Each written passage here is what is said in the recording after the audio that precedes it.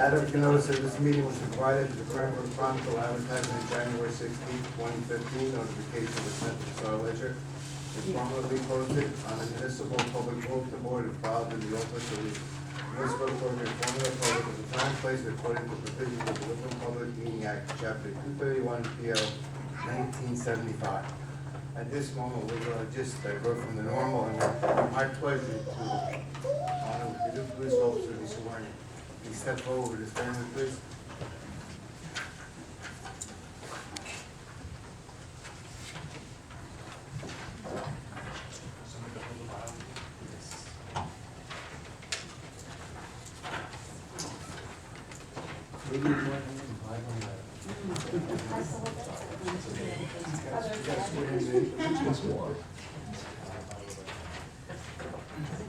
Charles, you want to use the microphone?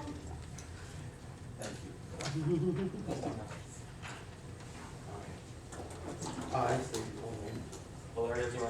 Do solemnly swear that I will support the Constitution of the United States, That I will support the Constitution of the United the States, Constitution of the State of New Jersey, the Constitution of the State of New Jersey, and that I will bear true faith and allegiance to the same and I will bear true faith and allegiance to the same, and to the governments established to the governments established in the United States and in this state, in the United States and in this state, under the authority of the people, and the authority of the people, so help me God. so help me God. I further solemnly swear I further solemnly swear that I will impartially and justly perform that I will impartially and justly perform all the duties of the police officer all of the duties of police officer effective 2/16/2015, effective 2/16/2015, according to the best of my ability, according to the best of my ability, so help me God. so help me God.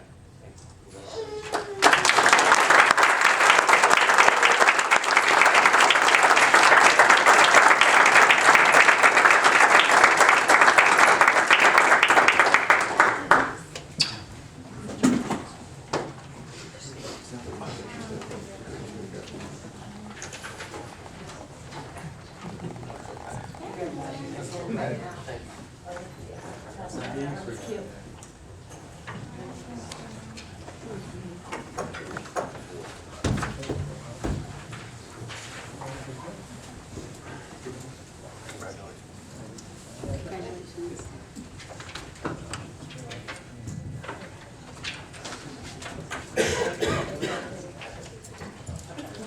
Mayor, can we get one more page?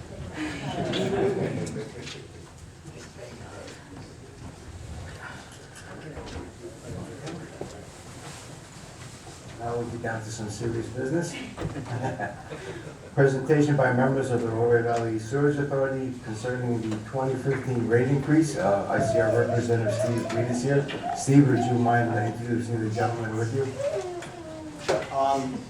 This is Bob Paterno, John Bonacore, Andy Sosi, and Jim Mead. Not to be pushing your titles. Yeah, Jim is the director. This is Tony Chickaway, I'm sorry, I apologize. Maybe you want to introduce your... Yeah, actually, Bob Turner is our secretary treasurer. John is our chief engineer, we call him the staff engineer chief, one of the. And Tony's the head of regulatory compliance. I'm the executive director. We're glad to come here tonight and explain, why your rates have gone up again, unfortunately. And any questions you may have. As you can see, John distributed some handouts. There's more numbers than the beach has sand, so we will. Well, we haven't distributed any handouts as of yet. What I'd like to do is just give an overview of kind of how this got to this point of coming here. We go through a budget process every time, same time every year, and it starts in September, October, November area, and it's and we get the final numbers usually around November, November area, there's a tentative budget that gets proposed to all the municipalities.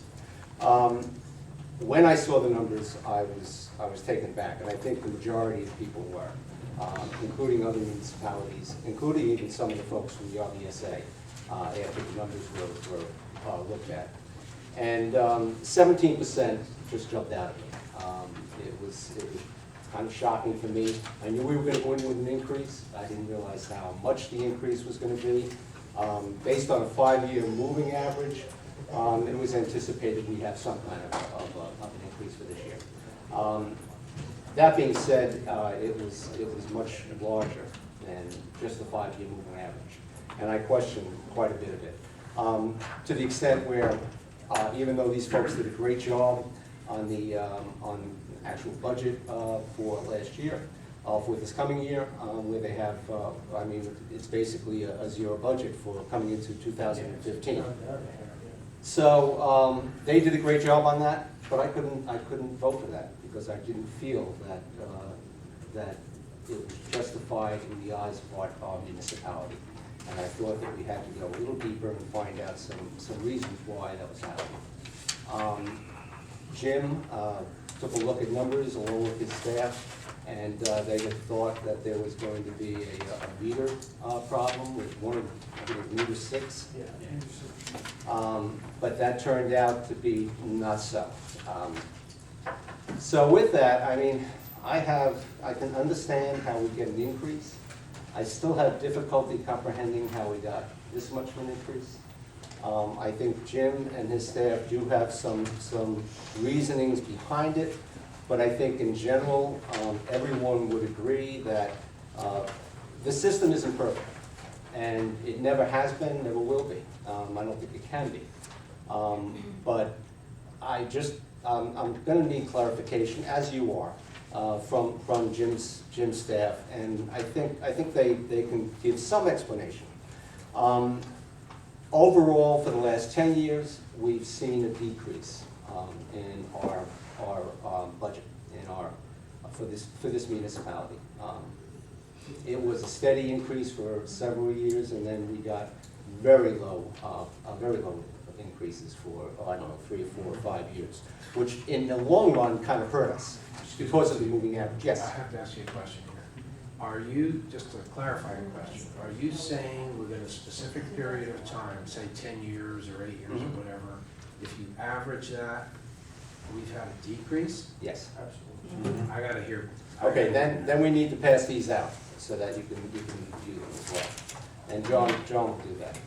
I think you gotta remember that you closed Millen Industries at that time. I'm sorry? I Correct. think you gotta remember you closed Millen Industries at that time, which is about 25% of They our were, flow. and they So were, obviously there had to be a reduction. and there was a scapegoat of, bypassing this and doing that, so there's. Yeah, and also, I just wanted to add, as recently as 2009, our sewage costs were $785,000. Okay, and was a much bigger percentage of our budget. In 2009, the RVSA represented 11.5% of our budget. Okay, and as of last year, where we paid $539,000, so it was an actual dollar decrease from 2009. On a much bigger budget, it was about 7.14%. So not only have we gone down in actual dollars, inflation-adjusted dollars, we've also gone down in relative dollars compared to our budget. So this has gotten smaller. Thank you. With that, I'll introduce Jim again, and maybe he can just give an overview. I'll talk briefly, and it is true, through the course of 6 or 7 years, you had significant reductions from years 2005 up to 2011. It was actually a crossover of the flow and the assessment in 2010 and 2011, where your 5-year moving average was still dropping, but yet your flow was going up. If you take a look at that chart and look at the purple and the blue line. John will explain this in a little bit more detail, but actually if you take the last 4 or 5 years, you'll see that your average flow really hasn't changed that much. It's just that you had such a decrease over 6 or 7 years, you really didn't feel it in your assessment. And now it's really, it's actually like true up time. The other thing that makes a big difference is the size of the pie really hasn't changed at the RBSA over the last 4 years significantly. We've done a good job with the budget.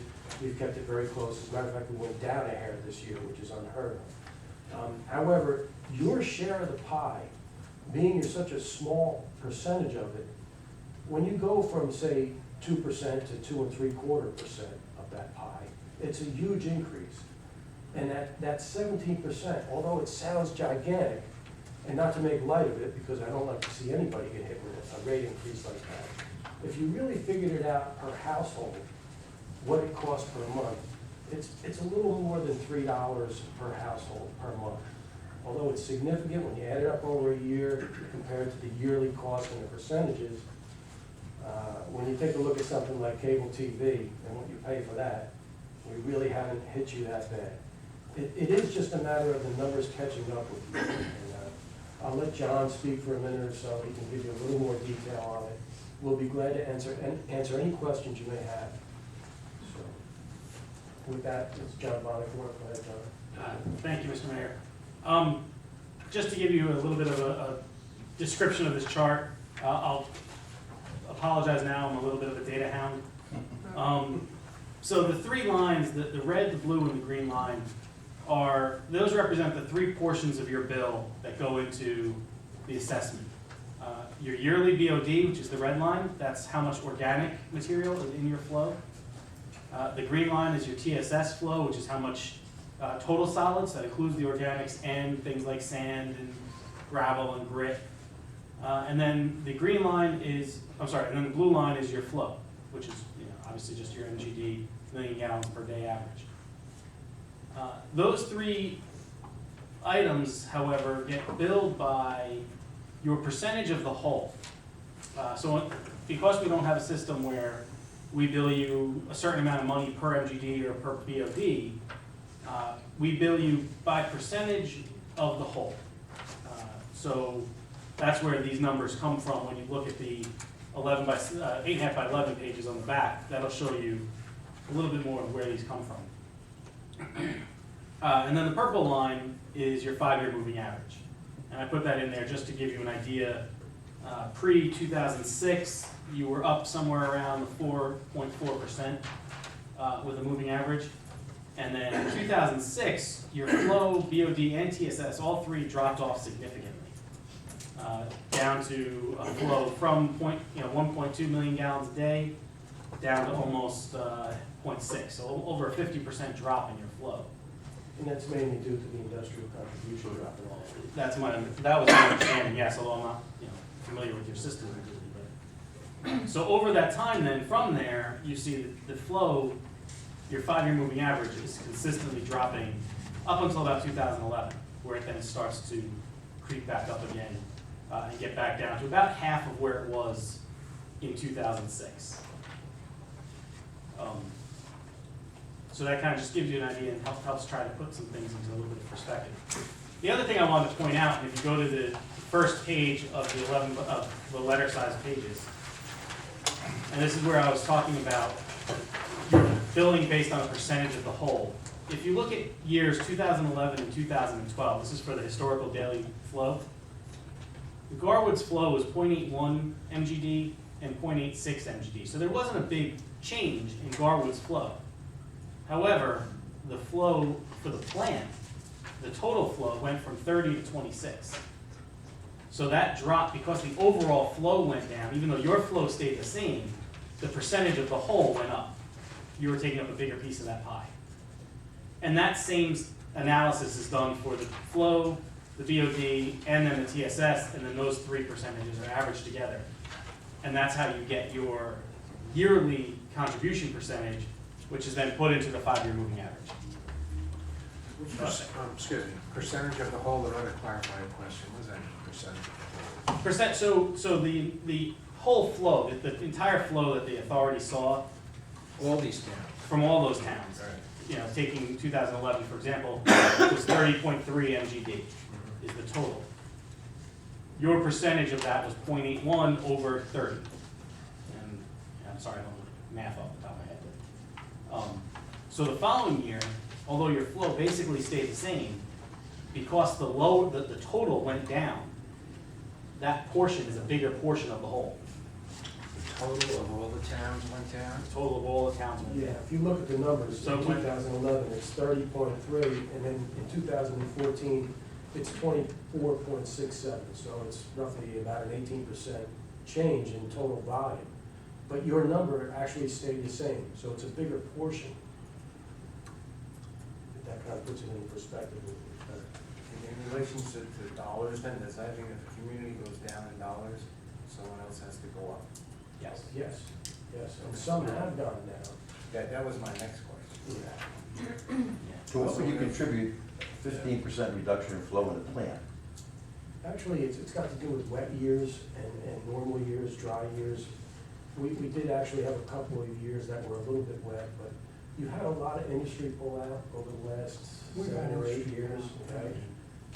And then you have things like, it sounds kind of silly, but you have things like low flow toilets where every time a toilet gets replaced, it goes from 5 gallons to 1 gallon flush, or 1.6 gallons, I believe. Right. Things like that, water conservation, everybody is more aware of the cost of water and again, the cost to clean the water after it's used, so.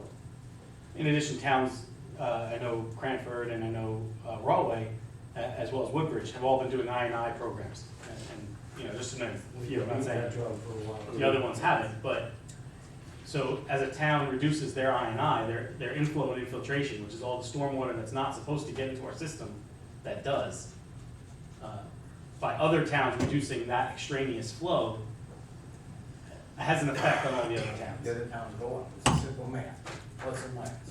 Yeah, it's hard to explain the math, verbally like this, but, I'm just trying to be simplistic about it. yeah. May I ask a clarifying question about that? Sure. So with the Cranford and Rawley programs, does that mean that those homes are not contributing to the waste system, I guess then? Is that what it is, or like how are they? In the I&I program I'm referring to, Okay.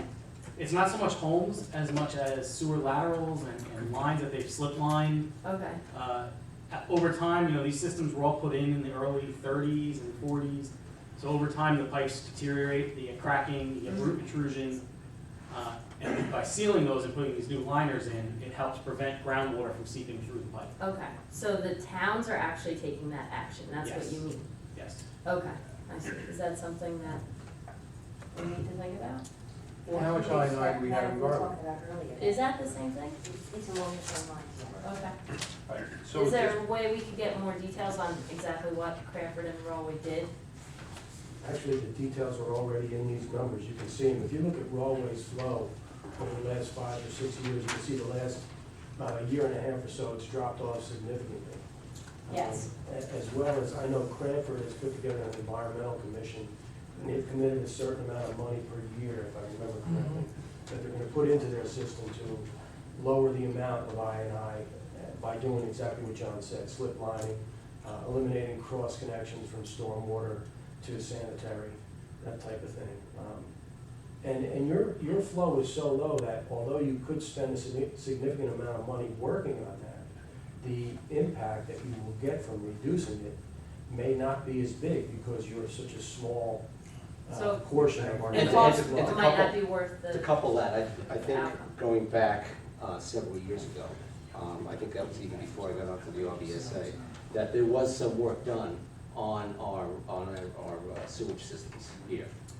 So that, I'm not so sure that our numbers would warrant any significant investment of money in that. Yeah, if you look at your actual flows, they haven't varied much over the last 7, 8, 9 years, really. You see it, it's a little high in the 07, 08, 09 range, but it falls off significantly for the next 5 or 6 years.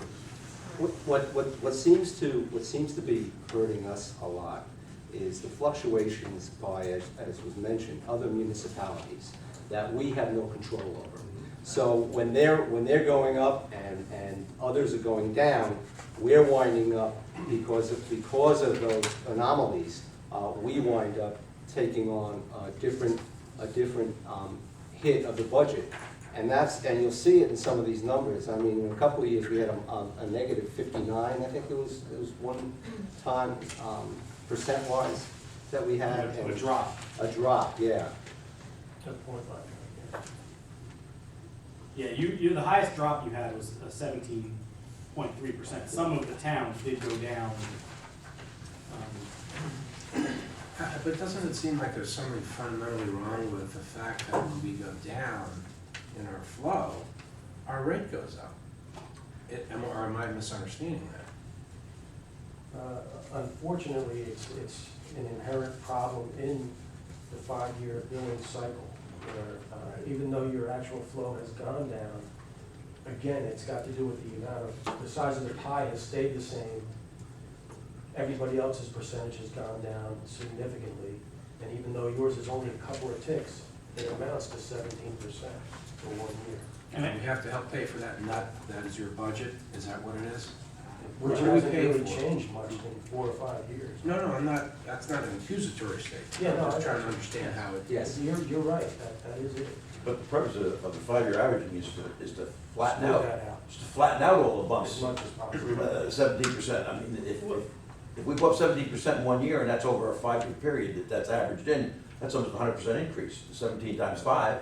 Conversely, So, I mean, you it have a doesn't- 17% reduction in 1 year, if I remember right.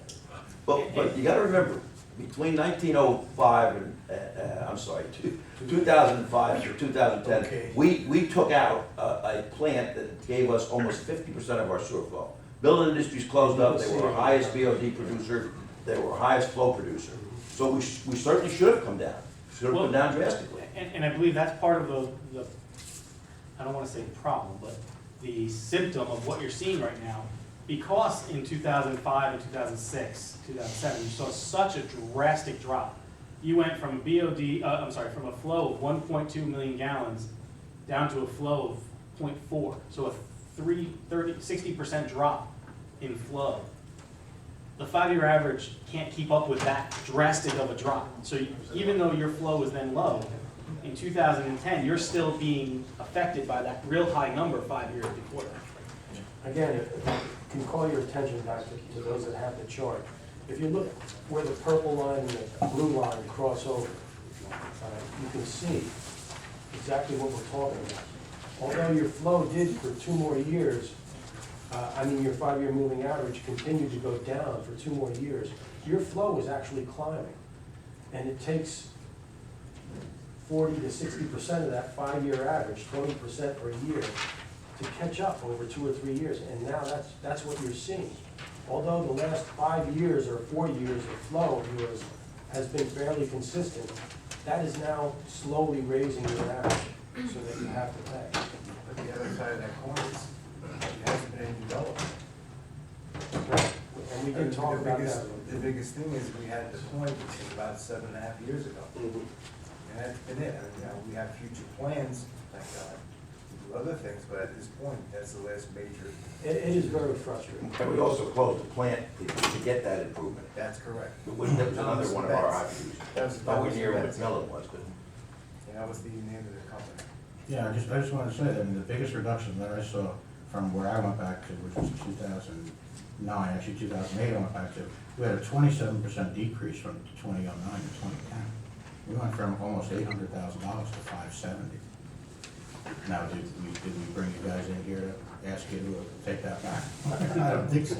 And of course, You should have been here when we sold flow lights to Clark. We would have really proud. exactly. You said it, we didn't. So again, I think, I totally understand, I think that on this side of the day, it is quite shocking, the increase, but you're becoming, when I say you, I mean the sewage company, not you personally, are becoming less volatile with time, actually. We're smoothing out, and we're reverting to mean. And we've seen these spikes and troughs before, so this is nothing unusual. As a matter of fact, things have gotten, A, cheaper, and B, less volatile. So, just to put it in a historical context, and I think you're right, it's a mathematical problem. I posited this before, that we have a constant share of a shrinking hole. And we may also suffer from being efficient. That's another thing too, If you'd allow just to your point about the I&I, Thank you.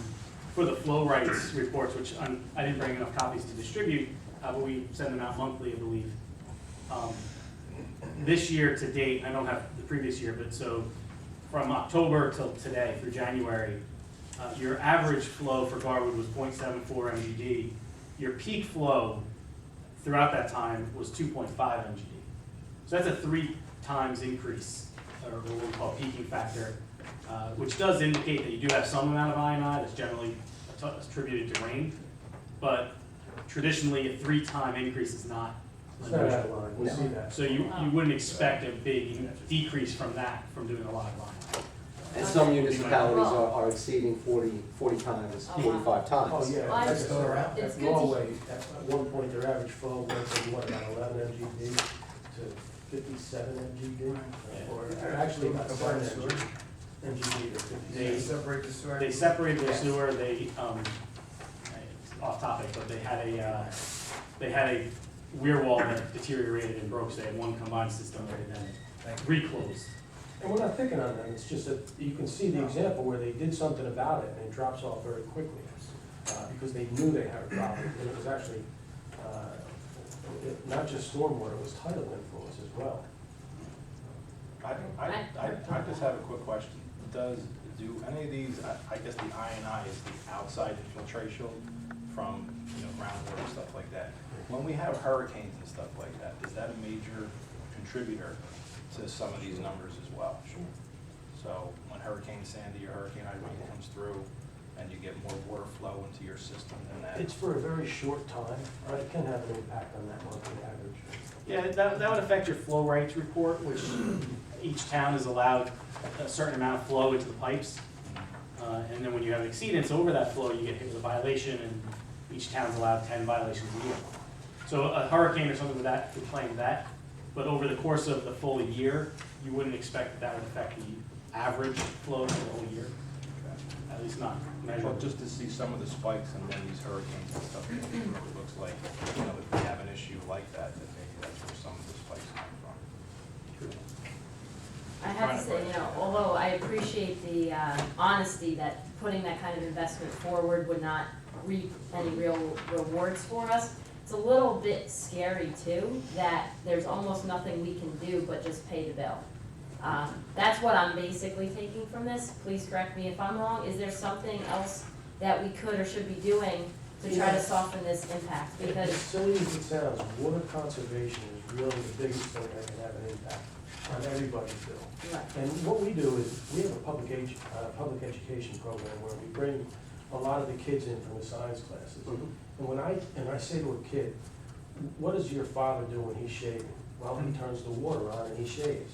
And he just keeps rinsing his shaving. I said, don't you think you should shut that water off while you're shaving?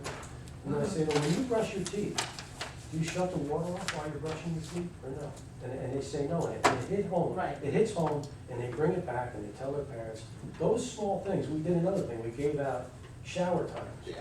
How many kids take a 5-7 minute shower? Not too many. They're in there for 10, 15, 20 minutes. It drives you nuts. You're paying to heat that water, you're paying for the clean water, and then you're paying to clean that clean water after it becomes dirty again. So we challenge them by giving them timers that they attach right to the shower wall. And it's just like a Yahtzee timer where it comes through, the sands come through, 5 minutes, you're out. But those simple little things, believe it or not, they add up. right. And I want to say thank you for doing that. That education is powerful. I'm a teacher, so I definitely subscribe to that theory. And maybe that's something, I don't know if Garwood's taking trips, but obviously that's the long-term solution. And that's great what you guys are doing with that. It makes a big difference. It probably has the biggest impact out of anything. Right. Do you know offhand if Garwood's ever participated, or? I know that that Teresa has gotten the information, and I think she was gonna look into sending it. Okay. I'm not sure if she did or not, but I know that, yeah, they have received Okay. information. Perhaps that's something we should follow Over up on. 1,500 students with the come board through then. the facility in the last few years. And we actually got an award from the Air It did, yeah. Public education program. You should see the look on the kids' faces when they come through and they see what we do. Right. Nobody knows what's on the other end of their drain. Right. The water goes out, bye-bye, we're done with it. Mhm. When you see what we do with that water, it's really amazing, and the kids bring it back home, and it's almost like all the teachers in the schools were drumming it into the kids about how bad smoking was, and they were bringing that back to their parents. It has an impact, it really does, when your kid comes back and tells you about something. Do you see any, sorry. Go ahead. Do you see any impact from, that stuff's all great, but do you see any impact from more, macro efforts, like I know a lot of people are starting to have, water barrels or whatever around there? Those things are great. When you put that on the end of your drain and it comes off of your roof gutter, and you water your lawn or your garden with that, it makes a difference in your bill, and it makes a difference in the amount of water that we treat. Again, that's going back into the environment, so it's more on the water side where you save on that end. But when you're taking showers, not using as much sink water, bath water, that really has a big impact. So for me, the only thing is, I'm kind of a data person too. If you have a budget to meet and you've got to pay your bills, and you have less water that you're treating, it seems like since you have all these people in these municipalities, you still need to pay for this. As Sarah was alluding to, I mean, are we going to see any benefit to this, economic benefit in our town? You will, after the 5-year average catches up and you smooth out. If you take a look back at the money we've spent over the last 4 or 5 years, you'll see it's really not been a big increase. We've stayed under the 2% cap every year since I've been here. And actually, again, this year we had a decrease in our budget. Where have you heard that? The pie doesn't shrink, we still have to treat and run the plant, but we've done it more efficiently and more economically. We'd like to think over time, provided the cost of the other utilities like the electric and the natural gas that it takes to run our facilities don't take off and go crazy, you will see a change in your bill. And Jim and the RDSA staff are going forward with some real hands-on revenue generation for them. And if you want to just go off topic just for a second, just to let them know, how many hundreds of thousands of dollars did you generate this past year? We brought in, actually, we brought in leachate from the Monmouth County landfill to the tune of probably about $600,000, I think, that we brought back in revenue. That was outside and not part of the 11 member municipalities, and that went back to the rate bank. Right. In the future, if you really want me to get crazy and tell you what we're doing, we're gonna look at food waste. We're gonna bring food waste in. We're gonna mix it with our biosolids. We're gonna generate more gas and use that Jonah cogen system that we've been trying to run to our advantage and turn a profit as opposed to letting it sit there. In the last year, we actually ran it just off of natural gas. We picked up over $100,000 rather than just sit there and go through litigation, which just costs us more and more money. We're trying to back ourselves away from the litigation by mitigating our damages and using a system that was poorly designed to begin with. I mean, I want to thank you guys for what you've done with your budget. I know the last time you came in, or maybe it was just Mr. Greed that came in about a year ago. No, these folks. They were, okay. I know I recognized you I from more can't than just the in magazine, between, but they were here before, yeah. Okay. You've brought in more revenue, cut costs, used surplus, and that is very positive, and you should be commended for that. But I think getting back to Councilman Martin's question here, it's sort of for us, I think, for myself, now sitting on the finance committee for a 4th year, what's our future looking like? Because we had about a $30,000 increase, then 60, now we're almost 90. I know it's a tough question for you to answer, but what does next year and the year after that bring? I think unfortunately, you're probably looking at about another 2 years before your 5-year average smooths out of flows that are in the ballpark of the last 3 or 4 years. So you'll likely see probably a 5 to 7% increase maybe for another year or 2, and then it should smooth out. Okay, because that's definitely important for us, I think, to always have that on the radar. I know you said about $3 a month, but The way I calculate it is closer to $45 on the average home we're looking at this year, because it only takes just shy of 20,000 to increase our taxes here, $10. And while other municipalities are able to keep taxes low or at zero, and maybe their entire tax bill is not going up more than $3 a month, we're looking at that in just the RBSA. Last year, we were able to keep taxes at 39 on the average home, but, you know, when you factor this in, obviously, you can understand why it's difficult on our part. And we also understand, and Mr. Greet got me the information, that a lot of the municipalities in your, authority there, do bill separately. We don't, so That's something you should look at. honestly, I would never do that because, it would be easier for us, I'm sure, yeah, we would have lower tax increases, or maybe not a tax increase at all, maybe a decrease. But at the same time, it's really, I feel a trick with the taxpayer because it's just coming out of another pocket, and they can't even write that one off. At least when it's in the tax bill, it's part of something they write off. Only from our perspective, it's a separation of what they're paying for, and they can see it. As far as what the advantages are monetarily to the ratepayer, I really can't. Right, right.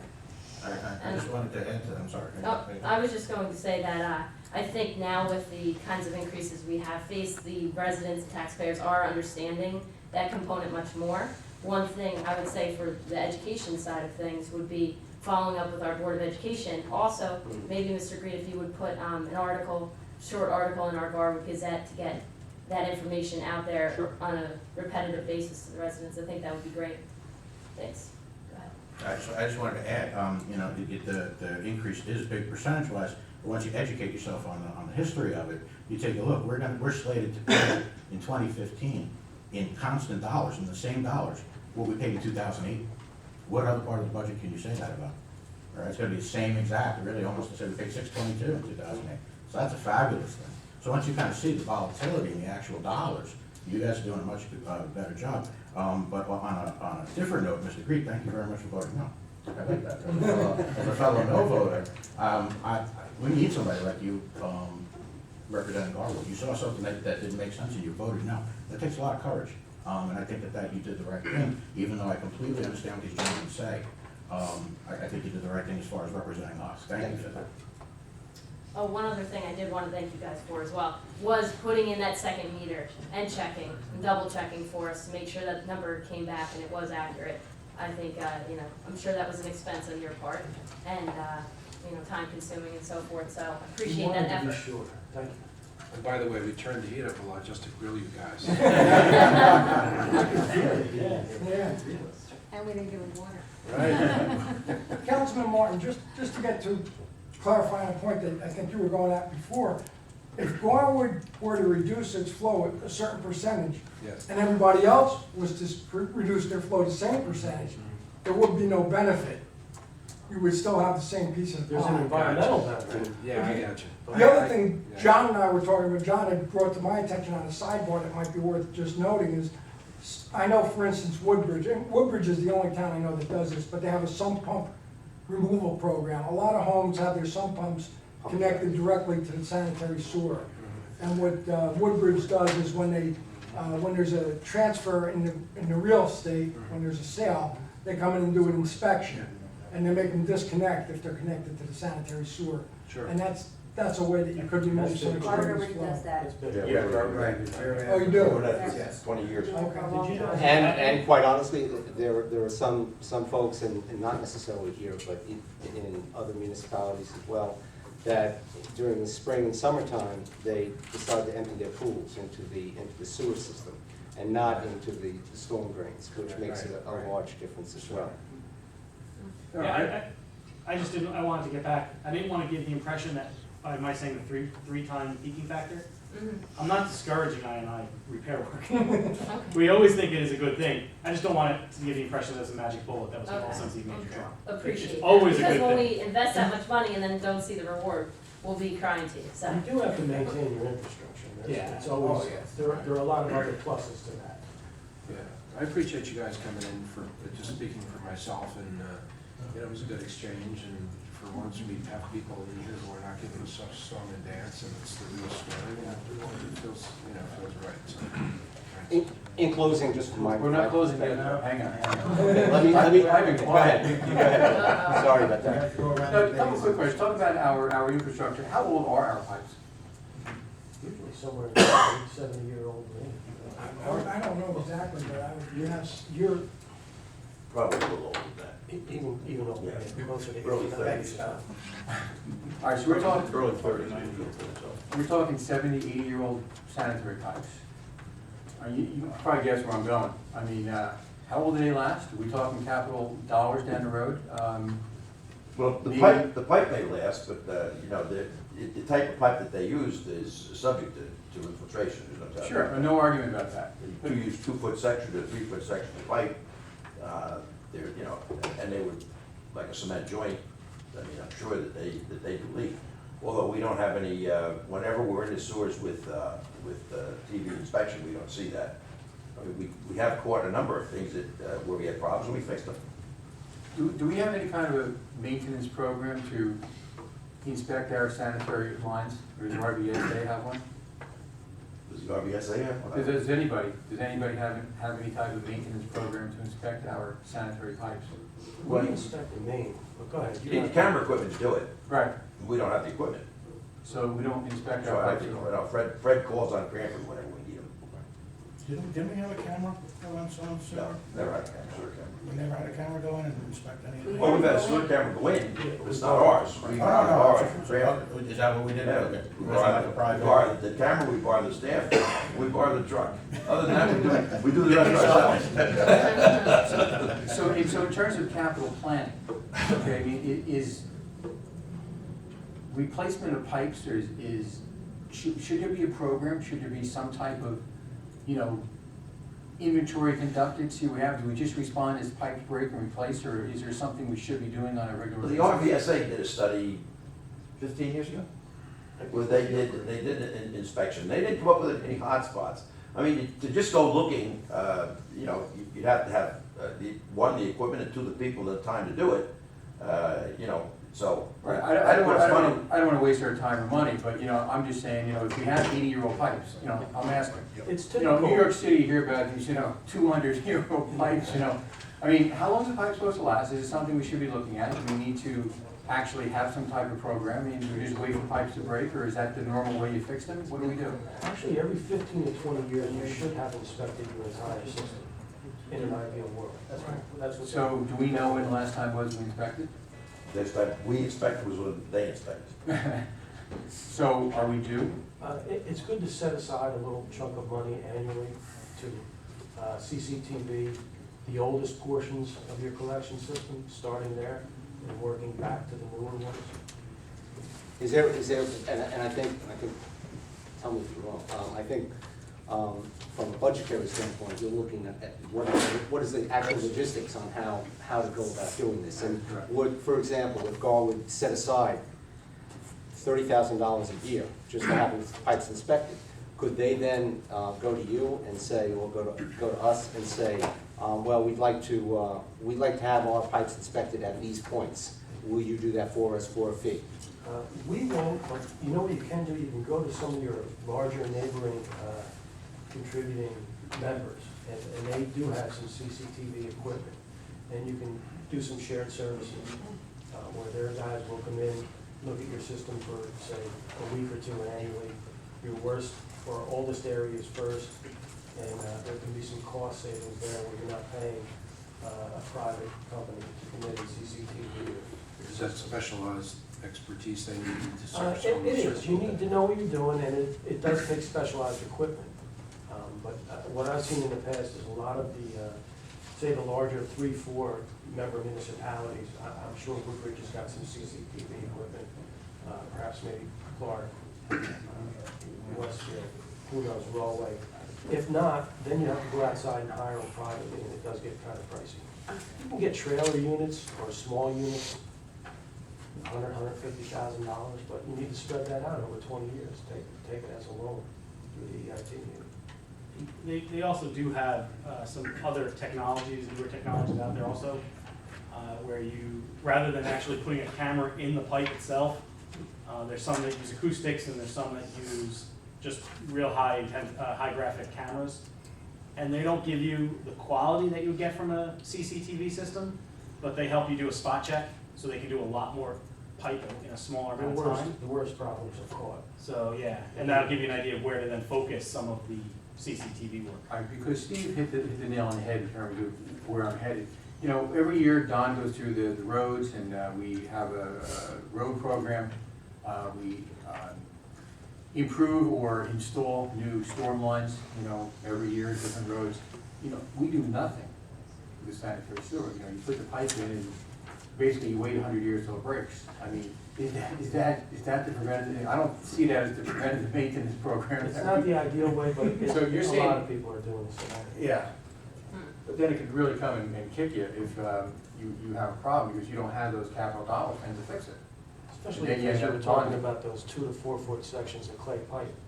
When they start to break, they tend to go all at once, and it becomes a problem. So I guess what I'm asking is, whether it's Don or whether it's the RVSA, if there is some type of preventative maintenance program that we should be undertaking, so that we don't, you know, have massive sanitary sewer pipeline failure, you know, in 1 or 2 years, what have you.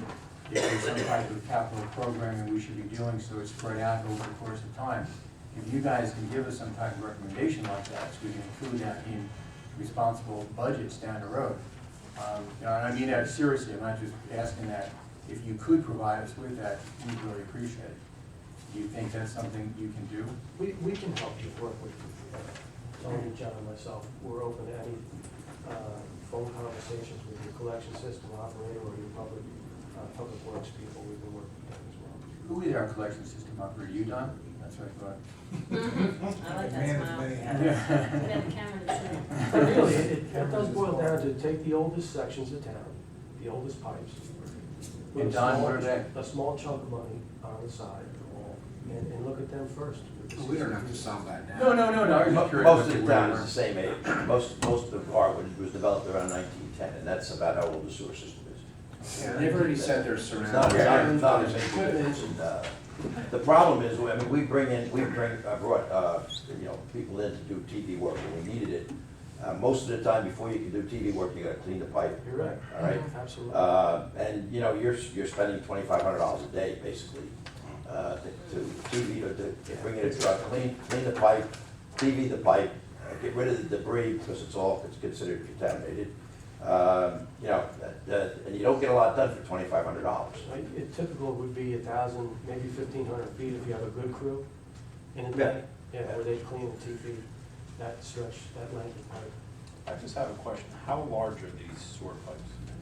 Like, what's Well, the 8 diameter? inches or larger. Most of our pipes are 8 and 10s. Ours are in 15, 30 to 32. We've got some big ones. Any more questions? I think we should try to wrap this up a little bit. We have some other, Nope. Thanks again for coming. Okay, I'd just like to thank you, just to finish up with these guys. Okay. And, you know, I was very upset with the budget, and notably, you know, I did vote no on the budget, unfortunately. I would have loved to have voted yes. But I want to thank these guys, because even knowing that, you know, people were disgruntled, or I was disgruntled, they still picked up the stick and ran with it, and they were more than willing to try and look at every aspect of what could possibly have gone wrong in our area, and to the point of adding a meter to check the validity of one that was there. So I just want to thank them, and they've been proactive across the board. They really have. Jim Meehan and his crew have really done an outstanding job for the last, well, how long have you been there? We were 4.5 years. For a good 4.5 years since Jim has been brought on. The RVSA has turned around substantially. It's a good staff. So with that, I just want to thank them. Thank you, but we still, you know, aren't happy. Thanks, guys. thank you. Good seeing you gentlemen again. Tony. Maybe we'll see you on the tour. Okay. Call us or come down anytime. Tell Ray I said hello. I will.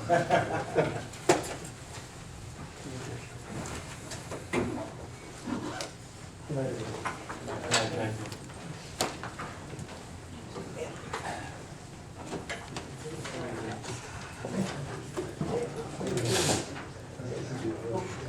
Yeah, we're good friends. Yeah, I'm Keep going. Okay, we'll continue on now. Presentation by our bond counsel, Steve Rogan, municipal lawyer, Warren Brady, and CFO treasurer, Cindy Byrne, concerning an upcoming bond sale. Please come forward. Are you fine for new sanitary sewer lines? Okay,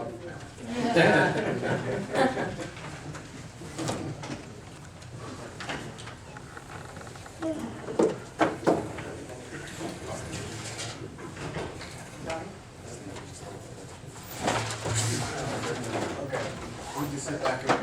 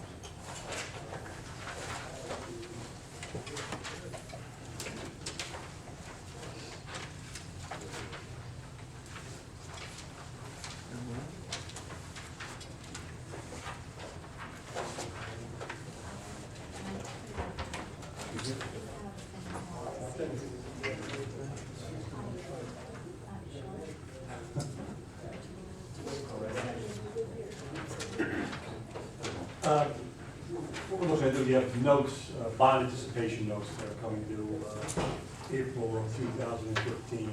And what we're proposing is to take those short-term notes that you can roll once a year. And we've been rolling for the last several years, permanently bond. I prepared two schedules.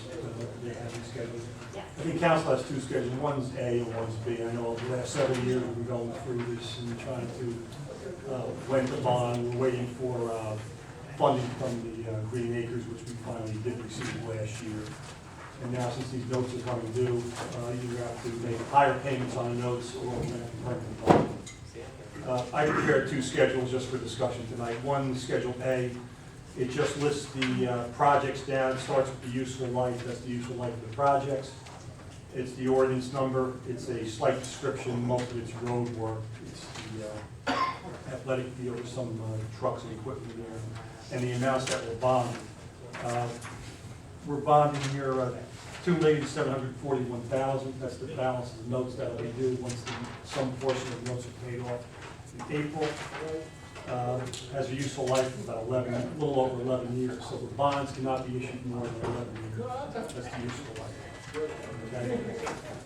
If you look, these projects have accumulated over the years. There's a couple from 2004, one from 2005, two from 2006. You only do one or two capital projects. So there's one from 2014, two from 13, two from 12. So they're not, I mean, and the reason you wait to bond is because there's issuance costs that you have to accumulate when you do. So you're not going to bond these projects every year. You know, short-term notes, roll the notes for a couple of years. And finally, when you accumulate a bunch of projects, then you're going to permanently fund them. I think the last time you went out was like 2003 or 2004, long time ago, 10, 11 years ago. Okay. So these are the projects that we're doing. All the money is spent at this point in time. Okay, so these are projects that were authorized, even though they were authorized years ago. We did spend the money, we funded that cash up with short-term notes. And now, once April's coming along here, now we're looking to permanently fund them.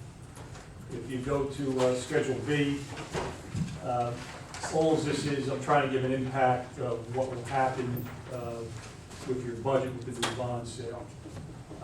On this schedule, you're starting over at the left-hand column is your present debt service. As it stands today, it is principal and interest. The next column over is the proposed sale. If you take the $2,741,000, you can see that I'm trying to, provide a pay down schedule and fit it into your current debt service where it minimizes the impact on the 2015 budget as well as the budgets going forward.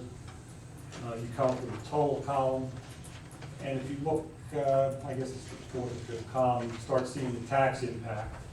For 2015, the debt service will go up. It will be about a 1.8 cents increase on this budget, which is about $18.42 this year. And that's only a 6-month interest payment because there's a note payment in here. There's interest and principal on the Green Acres loan that you had last year, and there's some, the old bond issues. but it's still, for going after $2.7 million, it's minimal impact. If you go to the next year, it's $8.54 and so forth down the line, 88 cents, and then it kind of flattens out. So if we're going to 2.7 million, it's only costing us 1.8 cents in the current year, about $18, an average assessment that we're using for the $100,000. So I think there's an ordinance that somewhere is going to be passed that authorizes the bond issue. We're just trying to give you the impact and the projects that we're looking to, so it's issue these permanent bonds. Which, tonight, Steve Roca, he's the bond counsel, obviously, I've got Bill Swisher, he works on the ordinance, so he can answer any questions you may have. I know we've been doing this for the last couple of years, didn't seem to fit in, the athletic field wasn't done, we didn't have the funding for the grade acres, it didn't all come together.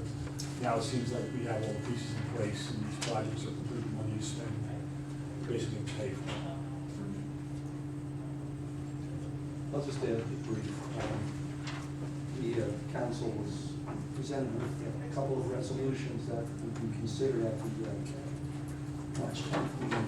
And these authorized, basically they set forth by ordinance what we're bonding, provide a maturity schedule, authorize the sale of bonds, specify the interest payment dates and the principal payment dates, authorize the advertisement for the sale. They also provide that we'll follow the rules of the Internal Revenue Code, and also will provide continued disclosure to the bond market of our finances on an annual basis. So those resolutions are for consideration at the March 10th meeting.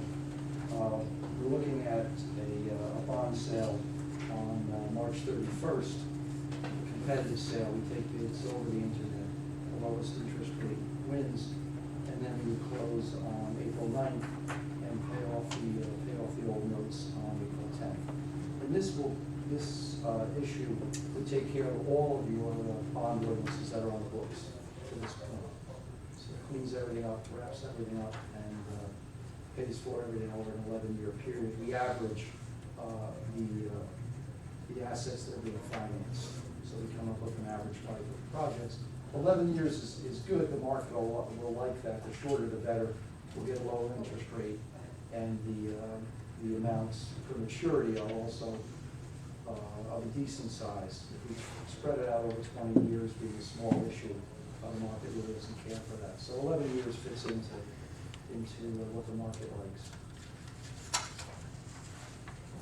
Any questions? I do have one question. Thank you. The interest you have here for 2.25%, is that an estimate then? Yeah, that's an estimate. Okay. The 10-year rate's about 2%, now a little over 2. Okay. Those are taxable, these are tax-free bonds, so. Okay. I mean, again, So it's a good. I'm estimating, I think it's reasonable for what we know today. Okay. I mean, a month it could be up a little bit, but I don't think it's gonna be too much Okay. than what we have here. All right. Perfect. So I mean, technically it could go a little lower, but that's the most reasonable estimate we have. 11 So- is pretty short. so, 10-year right. rate, 10-year federal rate's a little over 2% now. Yeah. All right.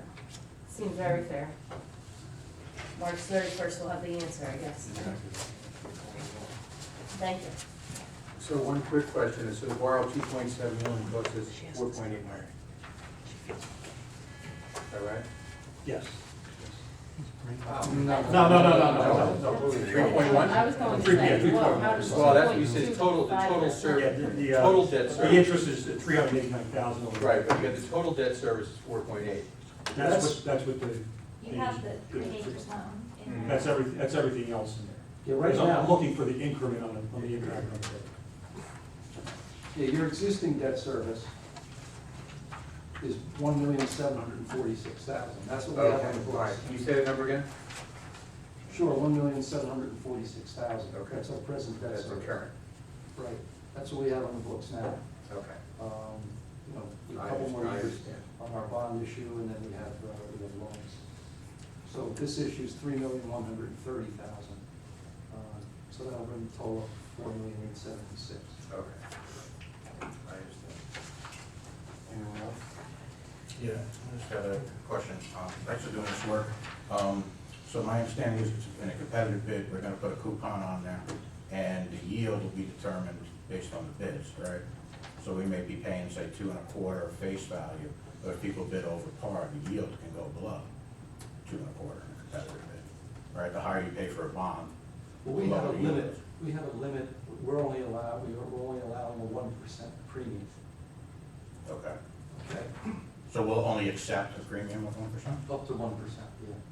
So the coupons, we're not gonna get, 5% coupons and a huge premium Okay. in a competitive sale, because there are rules on how much proceeds you can really receive, and, there's IRS limitations, so competitive sales, we're just gonna have a 1% premium, so we'll get coupons that are closer, To the actual You're not gonna have a big markup. Okay, all right, yeah, so that was my, I mean, the bidders will probably bid, and they might bid all, 1.5% or 2% in the early years and bring it up a little higher, so they'll make money in the earlier years, re-offering it, and then the later years will be, just break even or something like that.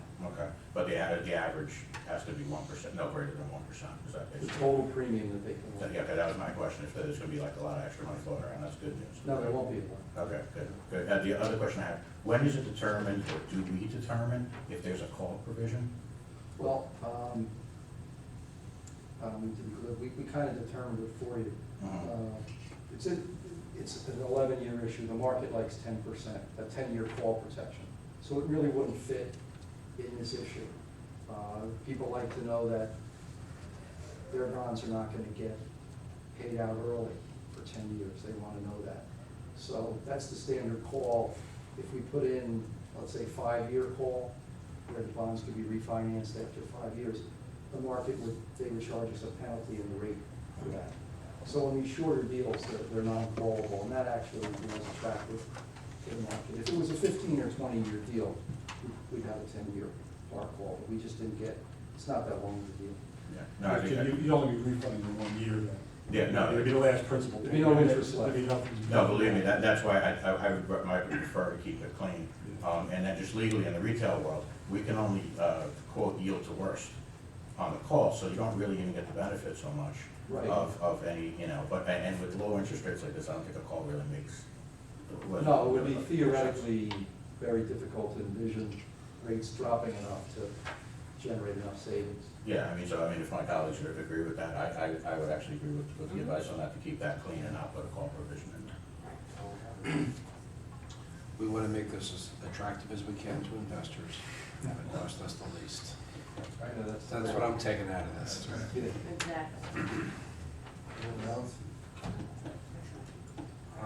Just take a step out of turn, I'd like to ask if anyone in the public has a very small question they'd like to ask the group. Addison? What do you mean by small question? Not too long. Have 3 minutes to meeting with us. Come to the mic, please. State your name and address. I do have a question. You know the bond council costs and the other legal costs? Could you please step to Oh, the microphone? okay. Do I have to sign that? That's how we got time.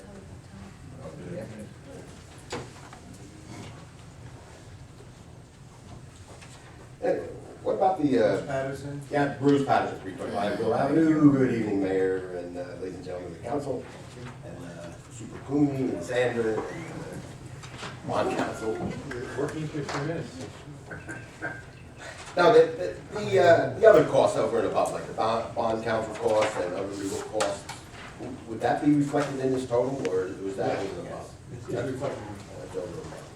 All right, I'm looking at Schedule B, years 2016 and 2017. And I'm looking at the present debt all of a sudden drops drastically, and that's when our proposed debt increases drastically. Was that structured that way, or is it just coincidence that it's happening? Probably the last issue, well, it's the last two, it's just the last two principal payments were issued from 2004. And then the small pieces are basically the Green Acres loan that are coming due. That's the only other debt you're gonna have. All right, But us filling it in is on purpose. Yeah, oh, okay, Just okay, because it's like, Yeah. it's a smooth transition. Yeah, if we had the sale, let's say you had the sale 3 or 4 years ago, we could have had a very successful sale, had a low interest rate, but you would have felt it more in the budget because you're dealing with a higher amount. You wouldn't have a drop off, so you'd be putting it right on top of the level amount. So we try to work to the drop off so that the budget impact is satisfactory. Is that why we're doing this right now? Is this the reason? Yeah, basically, because in other words, we know the drop off when it's coming, but what happened is we did not know all the costs. There was a lot of, especially with the athletic field at that point in time, this is one of the big components. The money wasn't spent, so we wanted to know how much to bond.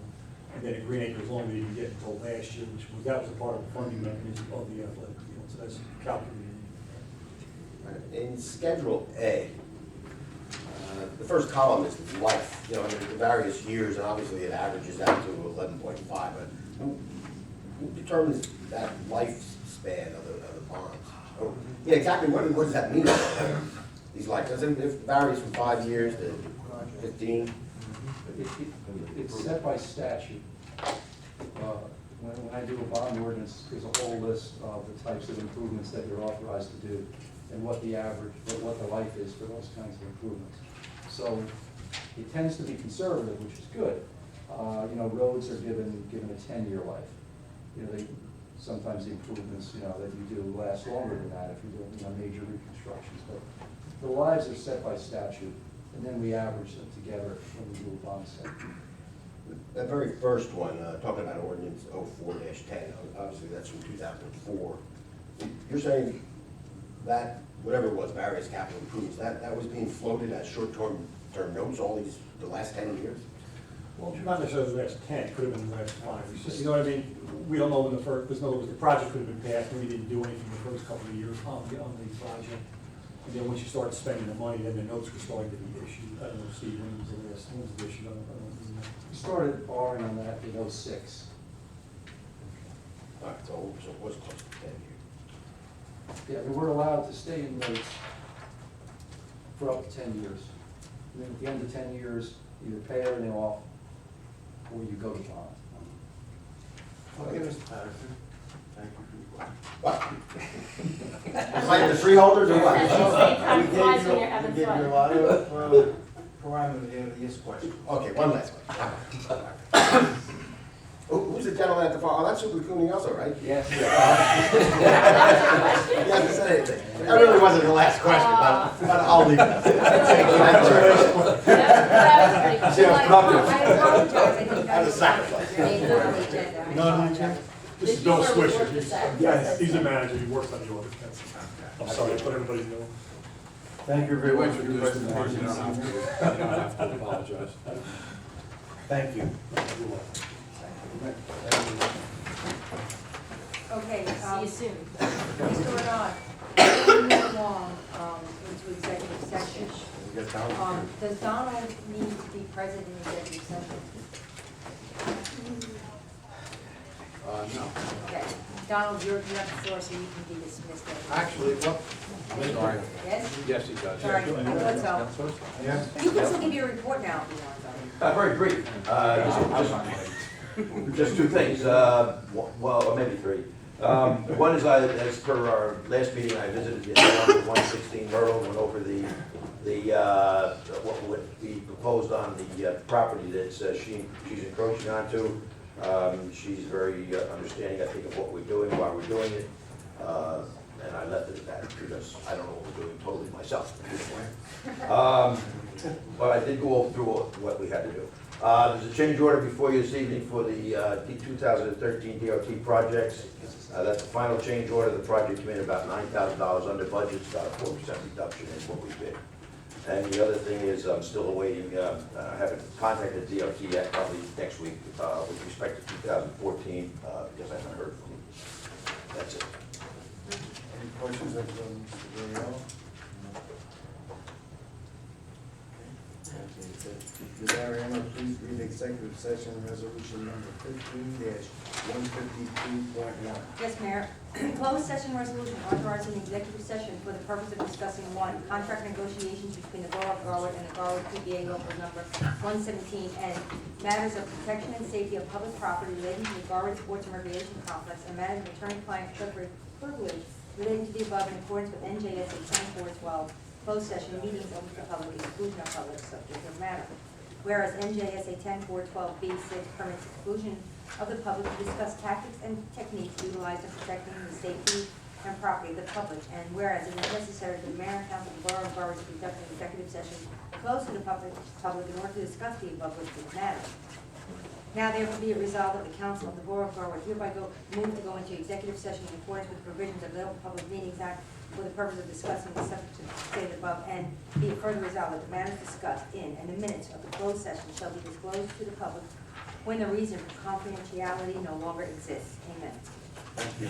I have a motion to adopt resolution 15-156. So moved. Second. Roll call, please. Pardon me, who made the motion? I did. And Sarah, right? You got it. Okay. Councilman Martin? Aye. Councilman Matthews? Aye. Councilman Petroselli? Aye. Councilwoman Tarantino? Aye. Councilwoman Tedisco? Aye. And Council President Neerstead? Yes. Okay. Action will be We're taken. going to the back. Action will be taken. Okay, sir.